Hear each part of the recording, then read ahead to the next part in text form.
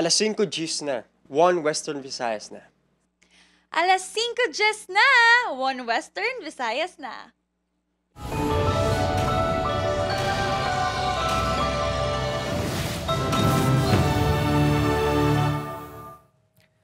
Mga balitang atong tutukan subong nga Lunes, alkalde sang syudad sang Iloilo nagapanindugan nga wala sang direktang epekto ang RPT increase sa pagsaka sang inflation. 300% nga saka sa real property tax sa Iloilo City may epekto sa mga negosyo sunod sa PSA 6. Alkalde mainit ang nangin reaksyon. This is not only affecting ako, this is affecting the entire city. Lalaki nga ginlabo kag duwa sini ka utod nga nagdala sa iya sa ospital, patay sang makabunggo ang ginasakyan nila nga tricycle sa nasugata nga pick-up sa Putotan, Iloilo. Pagbaha sa barangay malapit sa Mansaya Creek sa Iloilo City mas naglala pa sunod sa mga residente bangon sa konstruksyon sang flood mitigation project sa lugar. Masobra 3 million pesos nga danyos ginbilin sang sunog nga naglamon sa isa ka balay sa barangay Tangub, Bacolod City. Kag anom ka estudyante nakuhaan sang video nga nagtakla sa barrier sang Center Island kag nag-jaywalking sa Mandurriao.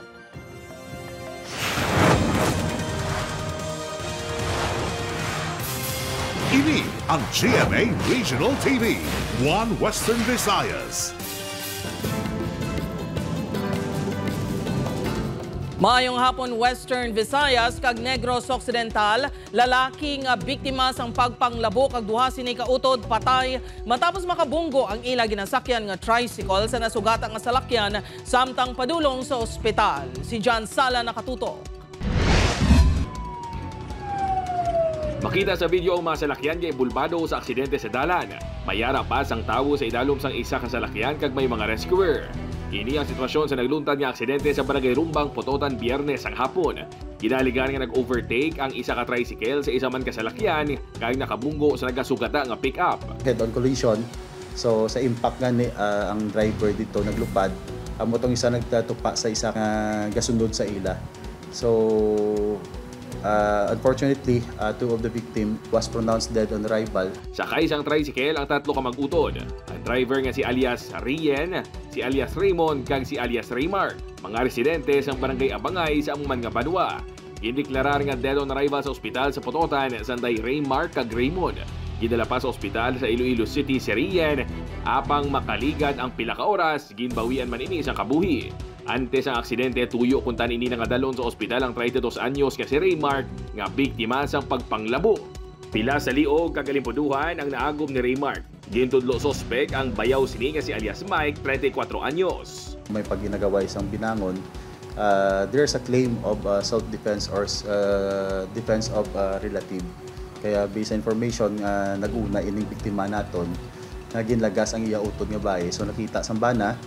So, he intervened kag naagaw niyang binangon. Gilayon nga nadakpan ng sospek. Pahayag sini, nagpadulong si Raymark sa ila balay nga hubog. Ginpanglala sini ang linya sang kuryente. Sang ginsaway sang iya asawa, dira na nagluntad ang pagbiraysay tubtob nga nagkuha sang binangon si Raymark sa iya balay. Ginagas na ka binangon. Antip nga labuon, tigin tambagan ko. Naagaw sini ang binangon kag ginlabo ang iya bayaw. Handa man ini nga atubangon pananglitan nga may ipasaka nga reklamo. Nagpaiway nang magpa-interview sa news team ang pamilya sa mga biktima. Apang ginpahayag sa mga ini nga hindi na sila magpasaka pa sa reklamo batok sa sospek. Upod kay Hans Tisherto, John Sala, 1 Western Visayas.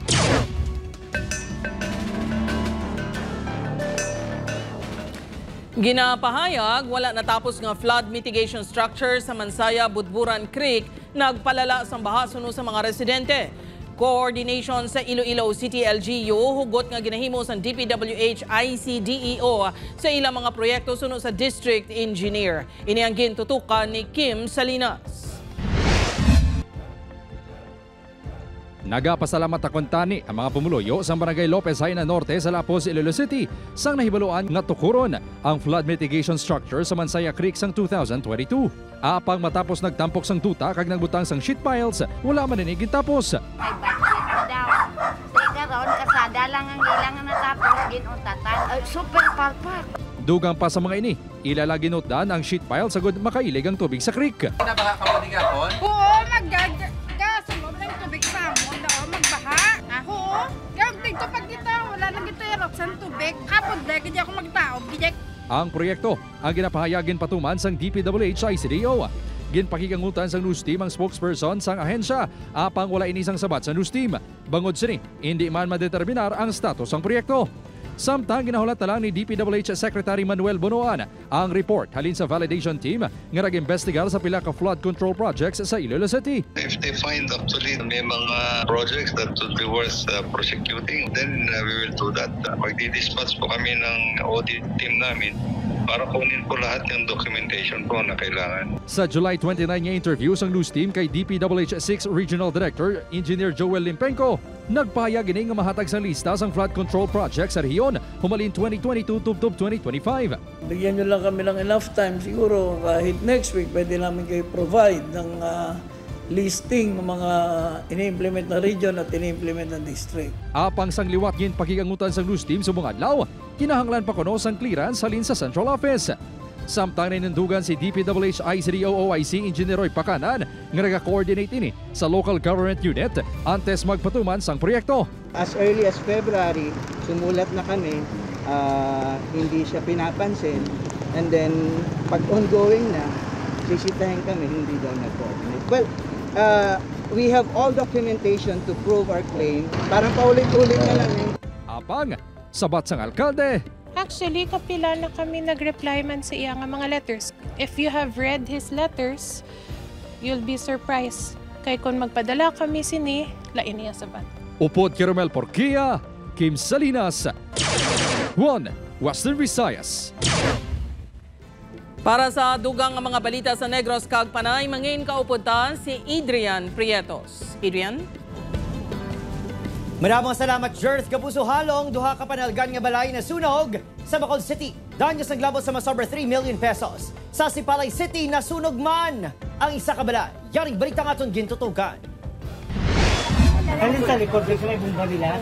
Sa video ang kuha sa isa ka residente, makita ang madasig nga paglamon sa kalayo sa isa ka balay. Ang mga residente, makita nga nagakinaran-karan. Natabong sunog sa Sabado, August 16 sa Barangay Tango, Bacolod City. Sunod sa BFP, ginapanag-iyahan sa pamilya Hontela ang duha ka panalgan nga balay nga gitupok sa kalayo.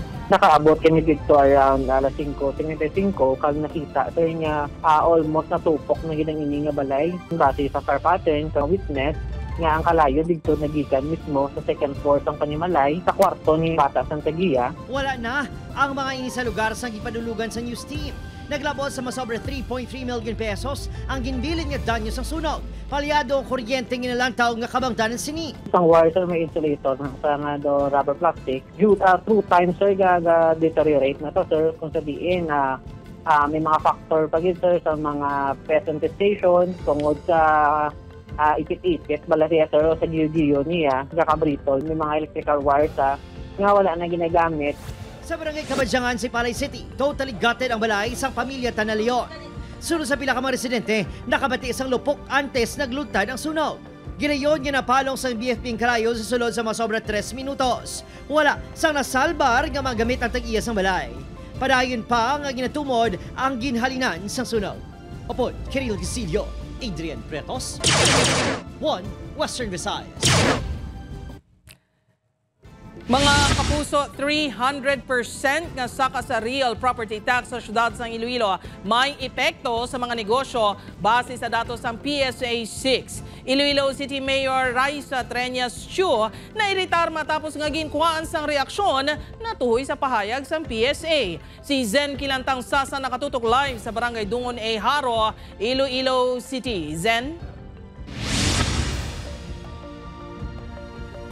Jert, nagapanghakroy ang mga konsumidor bangod sang padayon nga pagsaka sang presyo sa mga balaklon. Subong man ang mga negosyante bangod sang padayon nga pagpatuman sang real property tax sa Iloilo City. Wala na punggang Iloilo City Mayor Raisa Treñas nga magtaas ang tingog sang ginapangayuan sa news team sang reaksyon tuhoy sa issue sa 300% nga saka sa real property tax. 2 years na ni! May issue RPT. Tingaga pa naog ang inflation. Nga saka ang inflation. Tita ni steady nga nagsaka ang inflation kung iyagid man ni sang RPT. Is it that simple?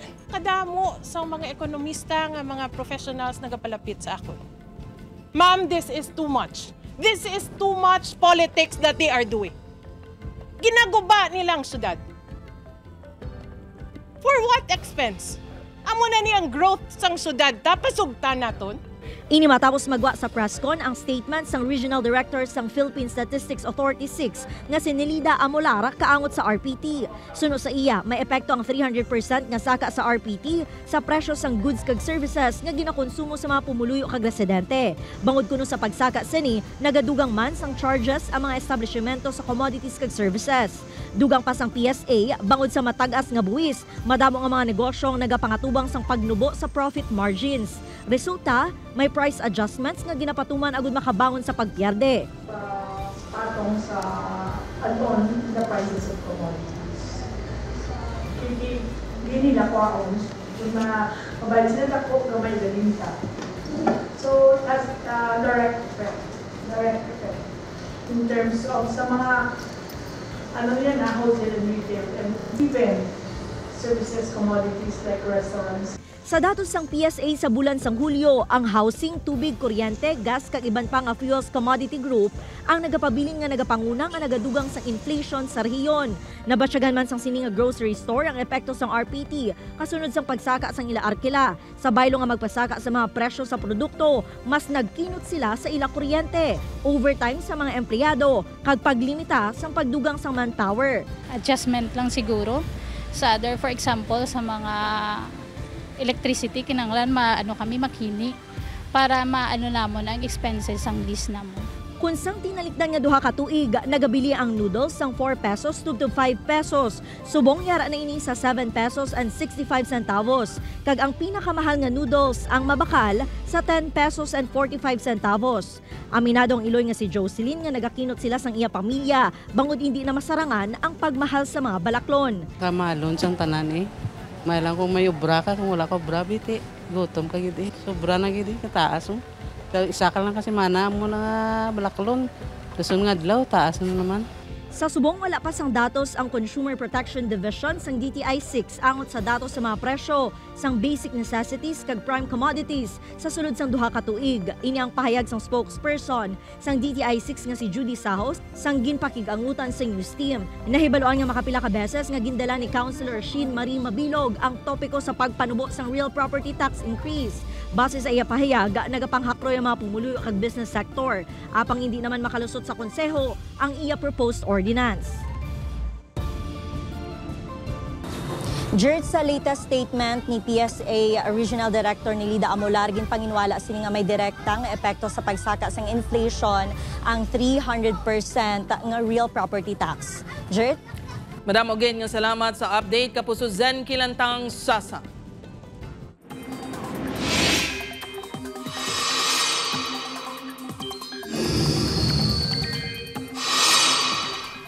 Mga puso, may bago nga bagyo nga naporma sa sulod sa Philippine Area of Responsibility. Sa latest tracks ng Pag-asa, posible nga magwa sa par ang bagyo Waning karon sa gabi ukon buwas sa aga. Wala inisang direktang epekto sa Pilipinas apang may tsansa sa gihapon sang ulan sa pinakabahin sang pungsod. Base sa datos sa Metro Weather, manubong tsansa sang ulan sa Western Visayas. Apang posible sa gihapon ang mahinay tubtob kasarangan nga ulan sa bahin sang Antique kag Negros Occidental. Posible man ang ulan sa iban pang bahin sang pungsod. Ini ang GMA Regional TV, One Western Visayas. Mga kapuso, 6 ka estudyante nagtakla sa barrier sa Center Island kag nag-jaywalking sa Diversion Road sa Mandurriao. Insidente, nahuli ka. Mga estudyante, lecturan sang Iloilo City LGU. Si Kim Salinas sa katutok. Makit-an sa sining nga video ang isa ka lalaki nga estudyante sa tungasang dalan nga hindi pa sigurado kung matamok o kung hindi. Tub-tub nga nagdalagan nini sa piyak nga bahin sang dalan. Makitan man ang pila ka mga kabataan nga upod sini nga nagatakla sa metal barrier sa Center Island kag nagtabok man sa mga dalan. Mabatian pa ang pagbusina sa mga salakyan kag pag-untat sa mga ini agud makaagi ang mga estudyante. Ang insidente ang natabo sa Diverson Road, Mandurriao, Iloilo City sang Biyernes, pasado alas 4 sa hapon sunod sa nakakuha sang video. Ang insidente ang ginka-alarma sang Iloilo City Traffic and Transportation Management Office. Klaro ini nga paglapas sa anti-jaywalking ordinance ang syudad. Santo sa Regulation Ordinance number 2010-370, pwede magmulta sang 50 pesos kag mapreso nga hindi magsobra isa ka adlaw ang madakpan nga nagahimo sini. Naalarma gid kay ti nakita ninyo nga ang traffic na to na nagdulog. So meaning kung wala abi ato madiparahan, so this is really dapat ang orientation isigihon na ini naton. Ang mga estudyante ang nag-eskwela sa Haro National High School. Sunod sa principal sa Bulutuan, ang mga involvado ang 5 ka grade 7 students kag 1 ka grade 8 student. Dugang sang principal, wala ko na makaibalo ang mga estudyante nga ginadublian ang pagtabok sa mga dalan. Ginusisa kung isa ka bata is nagahingagaw siya kay may call, may message siya nga ang iyang mother nang makol sa iya. So nangihingagaw siya makatabok tapos nagsunod na lang ang iban. Ginpatawag na mga kabataan sa guidance office o adlaw upod ang ilang mga ginikanan. Paano sa ila paintindi ang danger? Patawag. May ano sila ma'am, like something sanction? Disciplinary action. Actually hindi mo na ano kay nang outside the school hindi na violations ang school kwan. So, pero education gyapon. Plano sang Iloilo City LGU nga mag-engage sa bulutuan agud lecturean ang mga kabataan. Lakip man sa engagement ang mga kabaranggayan. Tutukan man sang Iloilo City TTMO ang ibang pangadalan sa syudad kung sariin masamig ginalapas ang ordinansa. Ginambal ko kay na i-review. Part of the review is realignment sang deployment and i-orient man naton ang aton nga mga task force jaywalking nga magbalik sila. Upod kay Romel Porquia, Kim Salinas, 1 Western Visayas.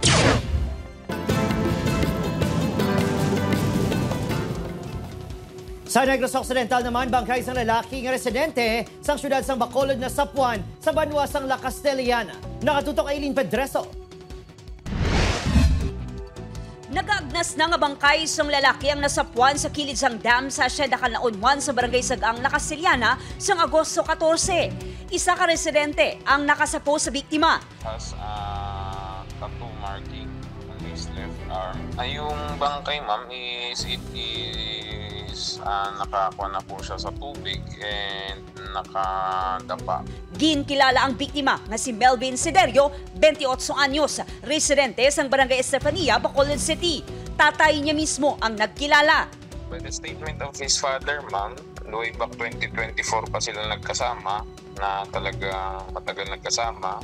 And umalis po tong si Melvin and ang paalam sa kanyang father is maghahanap po ng work. Padayon ng investigasyon sa La Castellana Police sa motibo sa pagpatay sa biktima. Apang suno sa punong barangay sang Estefania, Bacolod City, masami nga ginareklamo sang pagpangawat ang biktima sa ila barangay. May mga record nga aligasyon sa pagpangawat, pero aligasyon, wala gid silang napailang kaso. Anything nga mapuslante ginakuha maybe ginabaligya. Kumbinsido ang manghud nga si Mika nga gindala sa La Castellana ang iyang utod kag didto ginpatay. Di kay may amo to siya. Siya kasi bangdan sa 100,000 wala nga nga kwarta. Amo ginamam sa suspect ko ma'am. Nagpatay gid sa. Aileen Pedraso, 1 Western Visayas. Mga kapuso, isa ka salakyan nakabunggo sang e-trike motor kag pader sang isa ka balay sa Molo. Insidente na huli kam. Si Kim Salinas nakatutok. Makitaan sa video ang isa ka lalaki nga nagapungko sa motorsiklo sini sa bahin sa Barangay Taal Molo, Iloilo City kahapon sang kagahon. Marshal ang lalaki sa ginpatigay nga funrun. Mation-tion, makitaan nga madasi gini naghalin sa iya motor kag maswerte nga wala malabot sang nagahagunos nga salakyan. Apang naigugid ang motor sini, nagtayo yun pa ang dalagan sang salakyan sang pila ka metros. Maswerte nga wala sini masagay ang ginasundan nga tricycle. Tub-tub nga nakabunggo ang salakyan sa pader sa gisa kabalay, rason nga raguntat ini. Makitan man ang pagkapatay sang CCTV bangod sang impact. Gindala sa ospital ang 26 anyos nga driver nga ginkilala kay Elias Brian. Maswerte nakaangko na gini isang minor nga samad. Wala naman napilasan ang 26 anyos nga kagugma sini nga si Alias Angeline ang iyaw pod sa salakyan. Antes ang aksidente, nabunggoan pagid sang salakyan ang nakapark nga e-trike sa barangay Poblacion Molo sa Tubang Sang Patio. Sa investigasyon sang kapulisan, nag-inom sa Mandurriao Sanday alias Brian kag Angeline. Pauli na kuntani ang mga ini sa Arevalo sang nagdesisyon nga maghapit sa barangay Infante sa Molo, agud magkaon. Pagpamangkot ko siya ko nanong rason, sila niya wala na siya kabalo. Wala na siya kabalo ko nanong rason. Nabala niya na lang, nagpundo ng hinasalakyan. Kaya ang bal makaginas ang iyang amiga. So, gulpi lang pala nagpadasig ang driver raw. So, wala. Nakabalo ko na nung rason nga gulpi na siya nagpadasig. May mo pasakaan sa reklamo nga reckless imprudence resulting to multiple damage to properties kung wala sang settlement nga matabo. Kung nakainom, hindi na magdala sa salakyan. Ibilin na lang para nga wala na sang disgrasya nga matabo. Ginahibalo pa sang Land Transportation Office 6 ang hitabo kag ginatunan nga isyuan sang show-cause order ang driver.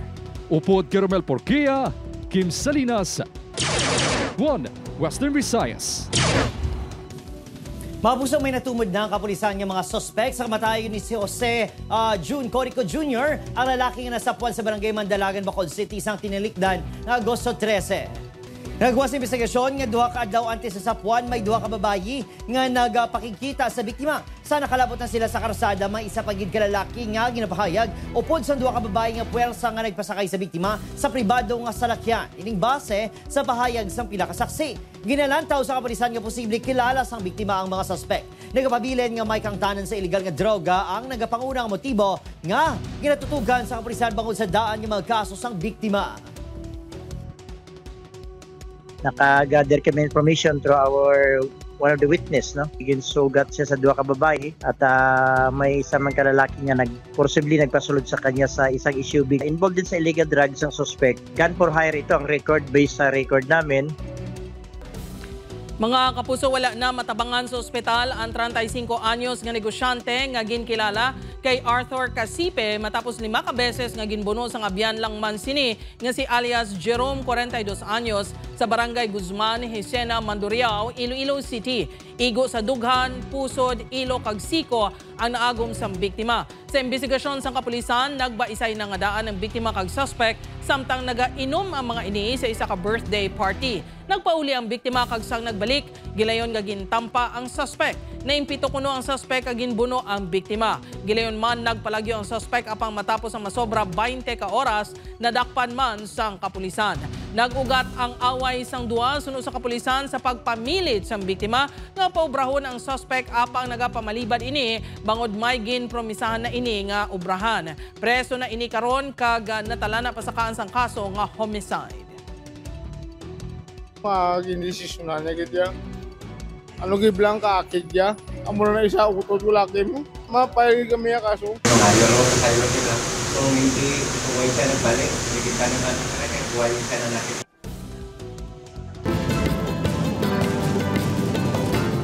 Hindi maglapaw sa piso ang adjustment sa presyo sang gatong nga natalantang ipatuman buwas. Base sa datos na gikan sa mga oil company, ang presyo sa diesel ang maganubo sang 80 sentimos kada litro. Sa piyak sini, magadugang naman sang 60 sentimos ang presyo sang kada litro sang gasolina. Ang presyo sang kerosene ang magabuhi naman sang 90 sentimos kada litro. Igapatuman sa mga oil company ang adjustment sa presyo sang gatong buwas sa aga, August 19.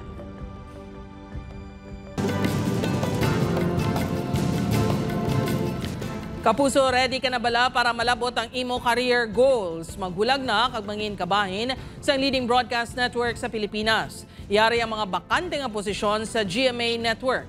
Sa mga interesado nga aplikante, pwede ka mong magbisita sa www.careers.gmanetwork.com. Ini ang GMA Regional TV, 1 Western Visayas. Pila naman ka sugar planters sa Negros Occidental na galaom nga makabawi matapos ginanuncio sang SRA nga hindi na pag-i-export ang kalamay nga magkuha sa mga ginatanom nga tubo sa probinsya subong nga tuig. Sa Irene Pedreso nakatutok. Ginanunsyo sang Sugar Regulatory Administration kung SRA nga maging Classification B o kung domestic sugar ang makuha nga kalamay sa palabuton nga harvest season sang tubo sa Negros Occidental. Ang anunsyo ang naghalin mismo kay Sugar Regulatory Administration Administrator Pablo Luis Ascona. kasunod sang Philippine Sugar Technologies Association Convention sa Cebu City sa Miyerkules, Agosto 13. Ini ang ginkalipay sa United Sugar Producers Federation o kun UNIFED. Sa diin suno sa grupo, dako ang benepisyo sini sa mga sugarcane planters sa probinsya sa tion nga hindi na pag-i-export ang kalamay kag ibaligya sa local market. Kung isipon mo, kulang tas ang kalamay, import Okay?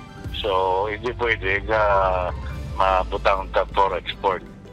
We are importing. So, sakto ng 100% be favorable na sa aton mga planter. Para sa sugarcane planter nga si Jerry, tiuna ining nga makabawi sila sa epekto sang El Nino sang nagdigad nga tuig, nga ginsundan pa sang pagpang-atake sa mga peste sa tubo sini nga tuig. Ang mo ma-produce, medyo taas ang presyo sa domestic. Kung kailangan ma-produce mo, automatic, 100% mabaligya mo. Santo sa report ng SRA as of July 27, naglabot sa 2.84 million ka metric tons ng raw sugar ang na-produce sini nga tuig. Hindi siya manaw, hindi man siya magsaka tulo. Dapat ako mo, for export, barato yung 1,200 lang ang 50 kilo sack. Ang ato niya is 2,500. So ako diferensya. Gani ginalauman nga mangin estable ang presyo sang ginabaligya nga kalamay. Aileen Pedraso, One Western Visayas.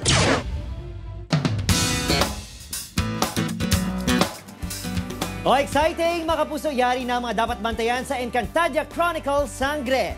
Matigayin balang plano nga pagpalagyo ni Adamos kag Flamara sa pagkitay ni Tera kag Pirena, masarangan bala nila nga atubangon ang mga kaaway. Ang brilyante ng apoy mabalik na bala sa matutuod nga tag-iya. Bantayan sa Encantadia Chronicles Sangre Mondays to Fridays sa Jimmy Prime 8 p.m. pagkatapos sang 24 oras.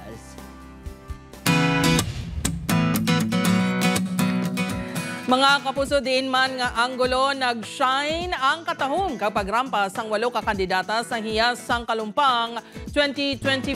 Halin sa production number, swimsuit kag gown, mala international beauty pageant, ang feel sa stage kag energy sang kada kandidata nga nagtiglawas ang ilatag sa kazona.